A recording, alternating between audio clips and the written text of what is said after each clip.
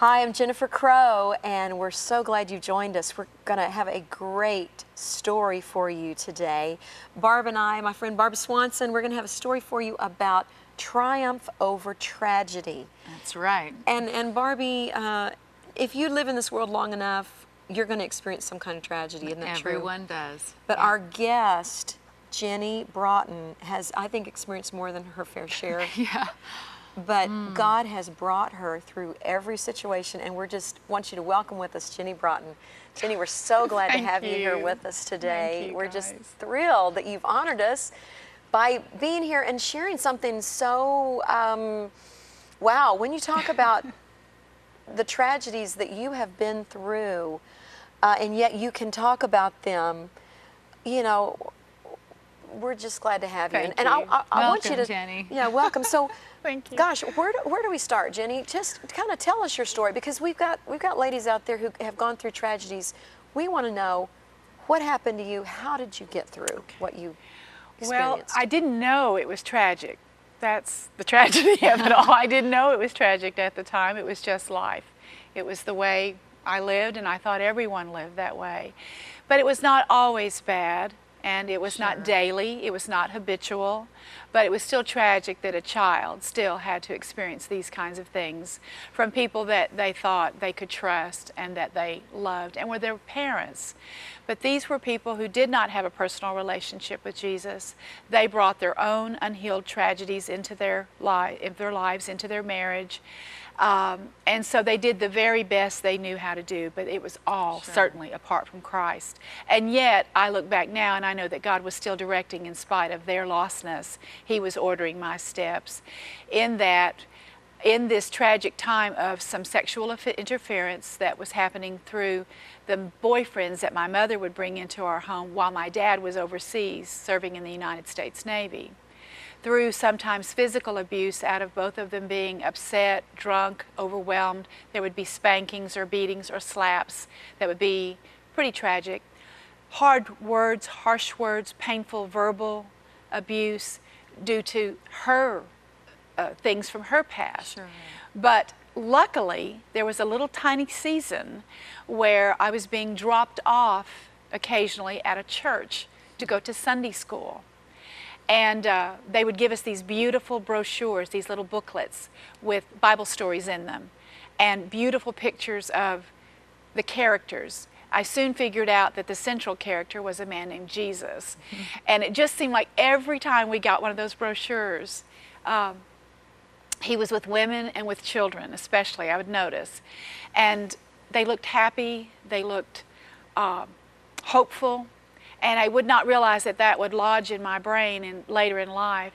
And I wanted to know more about that man that was in those pictures.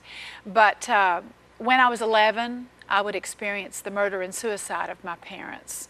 My father had come home to attend my mom's adopted father's funeral. And so during that leave, they had a huge fight. And she was threatening to leave him for another man. There was her dysfunction from her past that I didn't know and would not know until I was an adult that was catching up with her. And she was revealing some things to him. It was probably more than he could handle because his biological father had committed suicide when he was a little boy. This was what he knew. We just do this when it going gets tough. So he strangled her to death. While 3 of us were at school and 2 little babies were playing in the yard, 2 little preschoolers. And how old were you at that 11. time? You were at I'd school. only been 11 a few days. It was April the 19th, 1963, and I turned 11 on April the 9th. And then by that afternoon, I was taken home to learn that not only had he strangled her and written a suicide note, but that he had shot himself. So we were then orphaned, and I'd only heard about that word a little bit through Shirley Temple movies and the Annie cartoon strip.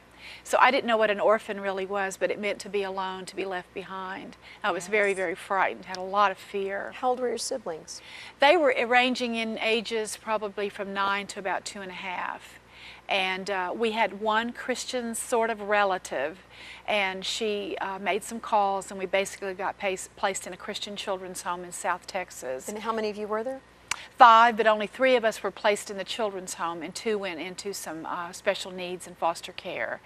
And so that was the tragedy there that began. You were separated. The walk. Wow. Separated. And you were the oldest? And that orphan word took on another, not only physically orphaned, but I didn't know God, and so I was orphaned even from God through my sin. I was separated from Him, but I wouldn't know all that yet until I get to the children's home and began habitually going to church, hearing God's Word, being around wonderful women that were mentors, case But you had been to workers. Sunday school before Yeah, that. that for a little bit, yeah. You'd been introduced to Jesus Just a enough little to bit. start to get it, the foundation. So I knew deep down I wanted to know Him. I wanted to, those pictures would come back over me. I need to find this man who looked like a hero, because one of the things I would do to keep from being harassed or abused or interfered with was I would just watch television. If I could look busy, maybe those men wouldn't bother me.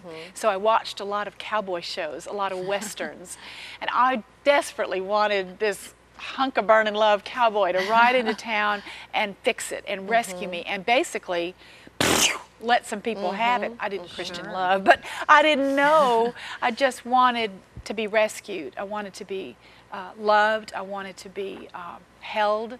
I wanted to be cared for. And that began to come slowly but surely through the children's home, and then so majestically through His Word, and then through prayers and the testimonies of other women and men who'd endured tragedies or hardships, maybe not the same as mine, but I began watching other people who'd lost and who'd hurt, and I saw triumph in their faces, and I wanted that. Victory. So Jenny, was your life better in the children's home? Oh, yes. So there's 3 no meals doubt a about it. day, clean clothes.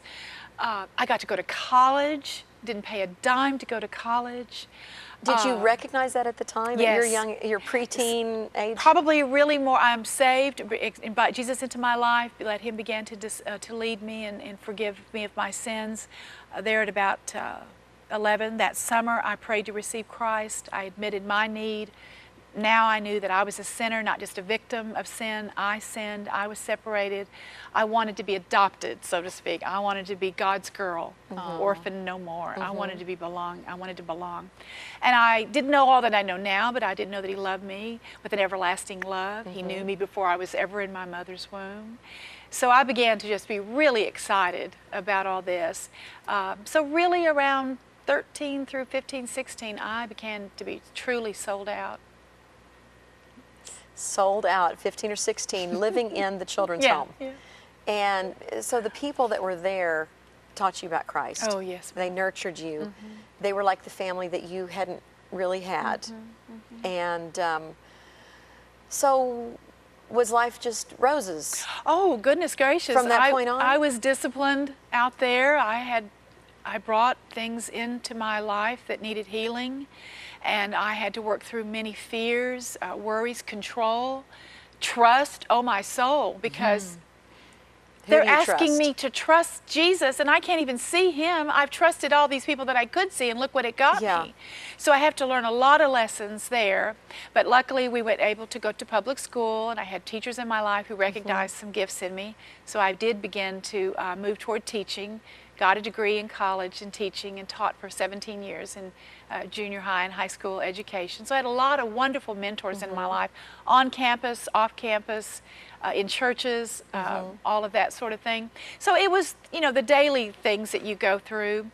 Then I married when I was in college, this cutie boy from Oklahoma.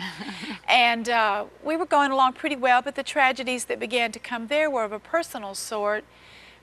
Hurting in the church. Who knew? I had been hurt and saddened, but now I had a husband on a church staff, and I was now experiencing some tragedies of just criticism and hurts from my husband and things that we saw in ministry. And so those were new tragedies for me, going alongside and coming alongside other people's hurts and sadnesses.